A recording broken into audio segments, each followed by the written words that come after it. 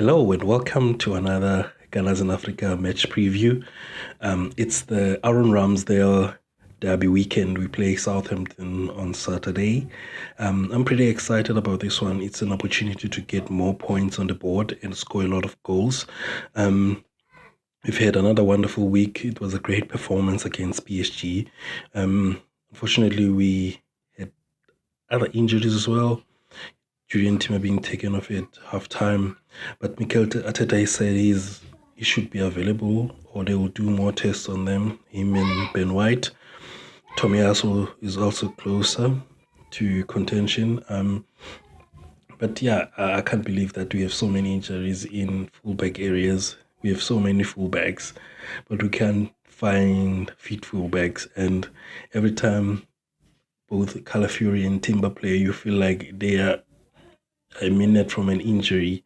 But yeah, man, look, we've been good this season. We've been good and we've been getting better in each game, and all the stresses about injuries from the last international break from Martin Odegaard, we were thinking about how are we gonna cope with that, but we've really coped well, and we find new ways of playing. In build up, we found new ways of building up. In attack, we find new ways of attacking and moving in how we control games, which is good for the team going forward, because even when Martin returns, we have found a way to play without him. Even he could add more layers into how we play now, which is really, really good for the team. In terms of injuries mentioned, Timber is a doubt. Ben White as well was out in the last two games. But hopefully he'll be available tomorrow. We need a proper right back to make sure that we have the right balance in the team. Having watched him in the game against PSG, Calafiori playing right back wasn't as bad, but now because it was a surprise, then now going to the game, probably Southampton will plan for a possibility of him playing at right back, so it will be a different game or different matchup. So I'd rather have a proper right back playing there than just him filling in. Yeah, and Mikel Arteta's press conference earlier again, I watched. He was asked about Thomas Partey, Martin Odegaard as well. They are not sure of the timeline of when he's going to come back. Alex Zinchenko probably will be back after the international break, so another body in the fullback area, which we need. The good thing about having the fullbacks, they are all unique, they are all different, they play different ways, they give us different personalities and different profiles, both in the ball and off the ball, which is good for the team. I was happy with Kivio when he came on as a sub against City. I was happy with him when he played against Bolton, and I was happy again when he played against PSG. His one-on-one defending is really improved. One of the things that I felt like he was lacking, not because he was lacking, because we tried to use him similar to how we use Zinchenko or Tomiyasu, but he's different. You can play him as a orthodox fullback. He's fine. He can pass a ball down the line. He can pass it. He can ping a ball across. He's comfortable as well on the ball. He's good. He's getting better in doing one-on-one defending. Yeah, I'm comfortable with that. But tomorrow we'll need. I feel like it's an opportunity to get more points on the board. So we need a strong team, a well-balanced team as well. Some of the things that I want to talk about, some players that I want to talk about. Thomas Partey. There's been rumors today that Arsenal have offered him a 2-year contract extension. Apparently, Mikel Arteta and his team are very happy with him, especially now, since he came back from injury late last season. Charlie's been playing well. Like, he's been getting better. He's played every game this season. He's even played 180 minutes for Ghana in the last international break. He's probably going to play this international break again. I'm very happy with Thomas. I think the game against PSG was probably his best game in a long, long time for Arsenal. Both on the ball, off the ball, his duels, his ability to turn, carry the ball for bit and pass and find passes between the lines. He's getting there. You can see it. Physically, duels. he contest duels better the last game. That's something I've been looking at for him, like how he is physically. I still feel he can't run into big spaces, and as a team, we don't provide the spaces, which is we accept that he's not as good in running into big spaces. Which is something that we can do even when we have Jorginho, because we understand Jorginho is not good in running into big spaces and running backwards as well. So we play a tighter game, yeah, with small spaces, which is how we play anyway. So which is good. Look, if Arteta and his team are happy with him, I'm happy for them to offer him a contract extension. And the good thing about that is that we are not reliant on him that much because we have players who can fill in that sixth position, or play in a double pivot with Mikel Merino coming in. There's an opportunity for him, or Declan Rice, who is our 100 million signing, who can fill in at 6, who can play as an 8. So if we want to play a double pivot, we can play a double pivot. We have Jorginho as well, so I'm comfortable with that. But if Mikel Arteta are happy that Thomas Partey can play more games and be available like he's been this season, so if he continues in that vein, happy for him to get the contract. Another player, Mikel Merino, he's been called up in the Spain national team for this international break. For me, I'm happy for him to get called up. So hopefully he gets some minutes and play so he can be ready when he comes back from the international break to play. We've got some really tough games after the international break. I know we have Bournemouth, we have Preston, and I'm not sure. And we have another Champions League. I think I know we're probably going to Inter. I'm not sure about the dates yet. Inter. Sorry. We also got Newcastle around that time. So got a lot of tough games, especially after the international break, the first few months, the first few weeks. So we need more bodies. Hopefully there are no more injuries in the international break. Mikel Merino against Southampton, I hope he's gonna get some minutes again, and then in the international break get some more minutes playing. The good thing about him, he didn't injure any lower limbs like legs. He's just the shoulder, so it's not something that stopped him from doing physical activities. So Mikel was saying that he was like in a cage. They caged him so because he wanted to play so much. So when he came in again, he didn't look out of place in the team. But if he can look like that in his first game for us, how much more when he gets fitter, more match fit, and gets to understand the team better. And I think he did an interview after the Champions League game against PSG, saying that it's like different level at Arsenal. The things they do different. Remember Declan Rice was saying the same thing when he joined last season, meaning that the coaching at Arsenal is different and is unique, which shows on the pitch in how our team plays in any context. Like we can defend, how we build up the game, we build it differently. We don't build up in different ways. We play differently against different teams. We can sit in the mid block and sit in the deep block. We can play high and dominate teams. We can play on a counter. We can dominate the ball, which is really good, which is something that this team has developed over the past few years. I remember 2 years ago, we were this dominant team playing with quick football, scoring early, catching teams early.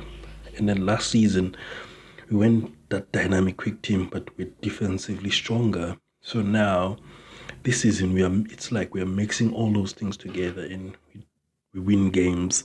A prime example of how we play is against PSG, the two halves. First half, we were electric. We were attacking with pace, with speed, with physicality. And then in the second half, sit deep, 10 men behind the ball, let them come us, let them have the ball, but they are not going to do anything. So I hope it gets better. And we still are conceding a lot of chances that we did last season, but hopefully as the season goes, we get better. And as we get stability in terms of our defense, because we've been chopping and changing in the fullback area, hopefully when we have more continuity and people understand each other better, we can be more dominant. Another player, a lot of people have been talking about. It's an opportunity to start Ethan Waneri against Southampton. For me, I'd rather keep giving him a substitute coming in off the bench, give him like as he plays more, give him 20 minutes. 20 minutes, it will be good for him. There's quite a noise at home. I think we have visitors, but it's fine. Sorry about that. I hope he gets more minutes and he gets more experience. I'm worried about rushing him because I know the Premier League is a cruel place. Things can go wrong. And you don't want him to use anything that will hit his confidence. He's a confident boy. He's got a personality. You can see him. But hopefully we give him more games off the bench, more time off the bench as we get Miles Lewis Kelly as well. Similar to him, he got minutes in the PSG game, which is good for him. I was happy to see his mom very happy, which is great. This is what we want to see as Arsenal fans. Gabriel Jesus, it's a player that's really concerning. Not concerning in terms of his fitness now, but in terms of, I feel like he understands the pressure that he's in, that he needs to contribute in terms of goals, especially as a striker. I feel like he's trying too hard. All I can say, I would love for him to simplify his game a bit. He's a wonderful player when he's in charge. He can do anything with the ball. But the issue I have is, how do we find him as a team? How does he play as in this team structure? Can we find him in positions where he can hurt teams? Because he can be anywhere. You can find he drops deep, he's out wide. You never find him in a box. That's the issue I have him. You never find him in a box. You always find him outside the box, dropping deeper. That's the problem I have with him. I feel like if he can simplify his game, if I'm coming as a 9, I need to be at the end of all the crosses from Saka, Trossard, or Martinelli. I need to be at the end of those crosses. If you get a ball, pass it. Even the goal that we scored against Leicester, that Havertz scored, against Leicester, that Havertz scored, he could have just crossed the ball, passed the ball across, but he took a shot. That's a sign of someone who's not as confident. But one thing I'm happy about, he looks very sharp. I feel like the more he gets minutes, the better. He's not going on international duty for Brazil, but he's going to be at London Corner probably training. Hopefully they get a friendly to play behind closed doors. I feel like it's going to be a very important for us player this season because he provides something different. He causes chaos. We'll need him later in the season, but he must stay fit, be available. When the opportunity comes, take it. Bukayo Saka, not just performance. I know I probably feel most Arsenal fans will feel the same way about Bukayo Saka captaining Arsenal. It's not something that we've talked about the last few weeks. He's been captaining the team the last few weeks, in the last few games. Something that we need to be proud about. The boy from our academy who loves the club, who's been through difficult times, not just for the club, for England, to watch him grow and captain his boyhood club and our club that we love. It's a proud moment for me, and it should not go unnoticed. I love Bukayo. He's been a star. He's our star boy. He's our star player, and him getting that captain is not just an inspiration, not for many of us, but for the young players from the academy. Seeing him around some of the younger boys in training in the team, it's wonderful for our football club, and kudos to him. I hope he continues performing and being our star boy.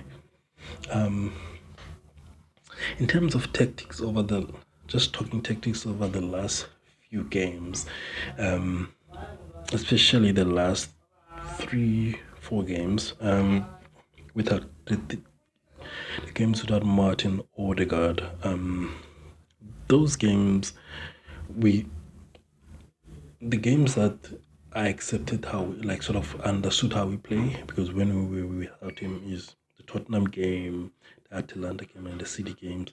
They were quite different, where the teams would have the ball and they will sit and we will defend more, which performed well indeed. So I was happy.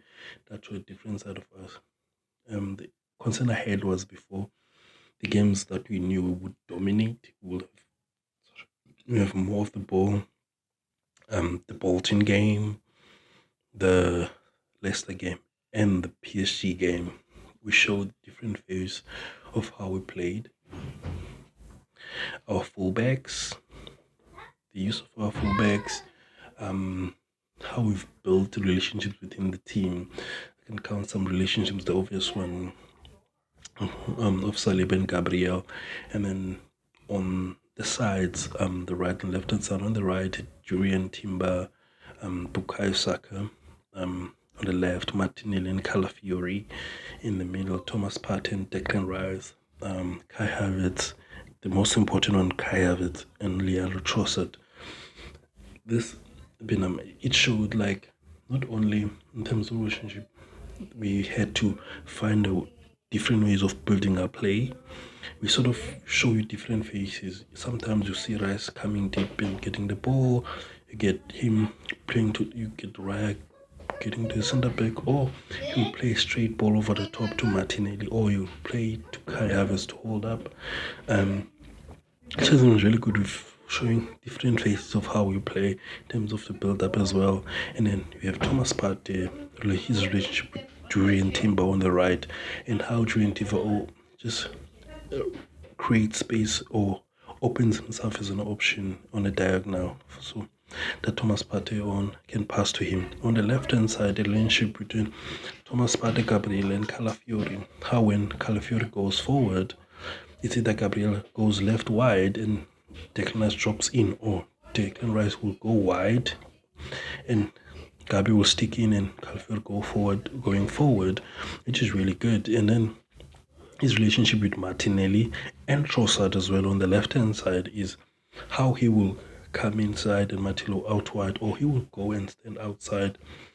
He will allow Martinelli to come inside, and Trossard differently will drop in as an 8, come deeper, get the ball. Similar how we created the goal against for Havertz against PSG. It was in the left interior, Trossard running towards, but Martinelli was still out wide on the left, which was really good. And it's amazing how this team, normally when we play with Odegaard, we are more dominant from the right. Our right hand side is more effective because of the relationship between Ben White, Martin Odegaard, and Bukayo Saka, which has been a strong relationship, which has been playing together for the last 2 years. They are always available, so all three of them. But yeah, we have to find new ways to play now, which is magnificent for the team. When Odegaard comes in now, we will be able to play him 60-70 minutes, take him off, bring someone in, try a different way of playing, which is good for the team. We are adding layers of how we play in our team, how we build up, how we defend, how we press, who triggers the press, how we attack wide, how we dominate position, which is really good for the team. It's amazing. And Mikel Arteta keeps sending the message of how he wanted his team to be able to win in any context, which is really good for our team. I know the media will come in, they'll push their agendas, they'll push their all their narratives about us being masters of dark arts, boring, cheats. That's what they call us in the film. Just a defensive team. We're not a defensive team. We're a very strong team that's defensively. We are very strong on set pieces. We are very good on set pieces. One of the things that in the PSG game that I realized that we have the team with that set piece reputation now. Everyone has to think about set pieces when they play us. They need to plan, but difficulty is we in this position where we can plan set pieces, we can plan different routines. Even in that PSG game, we tried different routines, which in teams we keep teams on their toes. They don't know what we're gonna do next, which is very good for us. Okay, international break. Marino as mentioned before, Marino has been called up. It's an opportunity for him to get more minutes of Spain. Hopefully, gets those minutes. Timber has not been called. Hopefully, the injury is not serious. They're just giving him a break. I hope so. I hope he plays against Southampton. In terms, let me just sip a drink.